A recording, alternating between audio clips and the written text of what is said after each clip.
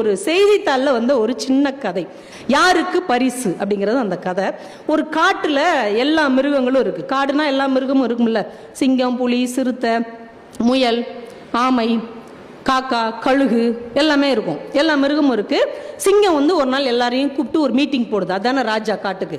அது ஒரு 4 சோளக்கதிர், மக்கா சோளக்கதிரை கையில வச்சுக்கிட்டு, பக்கத்து காட்டுல இருக்கிற ராஜா இதை எனக்கு கொடுத்தாரு, இது ரொம்ப வித்தியாசமான உணவா, ரொம்ப நல்லா இருக்குமா, இதை 4 பேர் யாராவது ஆளுக்கு ஒன்று வாங்கிக்கோங்க, இதை இன்னும் சுவையா யாரு சமைச்சு கொடுக்குறீங்களோ அவங்களுக்கு பரிசு அப்படின்ன உடனே கரடி அது ஒன்று வாங்கிக்குது, நரி ஒன்று வாங்கிக்குது, மான், குரங்கு 4 பேரும் ஆளுக்கு ஒரு மக்காச்சோள கதிரை வாங்கிட்டு போயிடுறாங்க. ஒரு 5-6 நாள் கழிச்சு கரடி வருது. அது அந்த மக்காச்சோளத்தை நல்லா இடிச்சு தேன் எல்லாம் கலந்து அப்படியே ஸ்வீட்டா கொண்டு வந்து அரசர்கிட்ட கொடுக்குது. அவர் சாப்பிட்டு பார்த்துட்டு நல்லா இருக்கு, எல்லாருக்கும் கொடுங்க அப்படின்னா எல்லாருக்கும் கொஞ்சம் கொஞ்சம் கொடுக்குது. எல்லாரும் நீங்க சொல்லுங்க இதுக்கு பதில், இல்ல மற்றவங்களும் வந்ததுக்கு அப்புறம் நம்ம முடிவு எடுத்துக்குவோம் அப்படின்னோடனே சரி அடுத்தவங்களும் வரட்டும். அடுத்து ஒரு 5-6 நாள் கழிச்சு நரி வருது. நரி என்ன பண்ணுது, பெப்பர்லாம் போட்டு உப்பெல்லாம் போட்டு அதை நல்லா புளிப்பு சுவையை ஆக்கி நல்லா ஊற வச்சு அந்த மக்காச்சோளத்தை கொண்டு வந்து கொடுத்து எல்லாருக்கும் ஷேர் பண்ணுது. எல்லாம் சாப்பிட்டு பார்த்துட்டு இதுவும் ஒரு வித்தியாசமான டேஸ்டாக தான் இருக்கு, மற்ற 2 பேரும் வந்துக்கிறட்டுமே அப்புறம் நம்ம முடிவு எடுப்போம். அதுக்கடுத்து ஒரு 4-5 நாள் கழிச்சு குரங்கு வருது.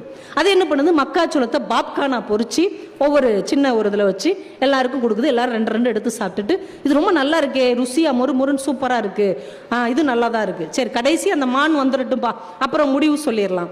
அப்புறம் ஒரு வாரம் மான் வரவே இல்லை. ஒருவேளை இதுவே தின்னு ஓடிச்சோ அப்படின்னு எல்லாம் சந்தேகப்பட்டு இருக்கும்போது மான் மெதுவா ஒரு நாள் வருது. கையில ஒண்ணுமே கொண்டு வரல. என்ன பண்ணி ஒண்ணுமே கொண்டு வரல, எல்லாரும் எனக்காக கொஞ்சம் என் கூட வாங்கலேன் ப்ளீஸ், ஒரு 5 மினிட்ஸ் என் கூட வாங்க. உடனே எல்லாரும் அந்த மான் பின்னாடி போறாங்க. ஒரு பெரிய இடத்த அது காமிக்குது. அது அந்த மக்காச்சோளத்தின் விதைகளை எடுத்து எல்லா இடத்துலையும் நட்டு வச்சிருக்குது.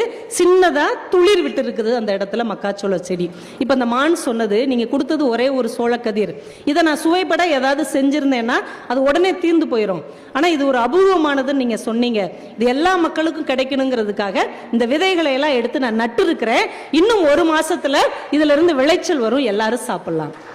இப்ப சுத்தி இருந்த மற்ற மிருகங்கள் சொன்னாங்க, மற்ற மிருகங்களும் சுவைப்பட அந்த உணவை கொண்டு வந்தார்கள். ஆனால் அது எல்லாருடைய பசிக்கும் காங்கல, ருசிக்கு தான் காங்குச்சு. ருசியை விட எதிர்காலத்தின் பசிதான் முக்கியம் என்று மான் நினைத்ததால் பரிசு மானுக்குத்தான் தர வேண்டும் என்று சொன்னது. இப்ப எப்பயுமே மகிழ்ச்சி என்பது என்னுடைய சுயநலத்தில் என்னுடைய உணவை நான் ஆற்றிக்கொள்வதில் இல்லை, அடுத்தவருடைய பசியை அறிந்து யார் ஒருவர் உதவி செய்கிறாரோ அதில் தான் மகிழ்ச்சி என்கின்ற ஒன்று இருக்கிறது என்பதை நாம் உணர்ந்து கொண்டோம் என்றால் இந்த வாழ்க்கை ரொம்ப இனிமையானதாகவும் எளிமையானதாகவும் இருக்கும். அதுதான் இந்த மண்ணின் அறம். அதுதான் மகிழ்ச்சி என்னும் மாய நதியை நமக்குள் உருவாக்கக்கூடிய ஒரு அற்புதமான ஆற்றல்.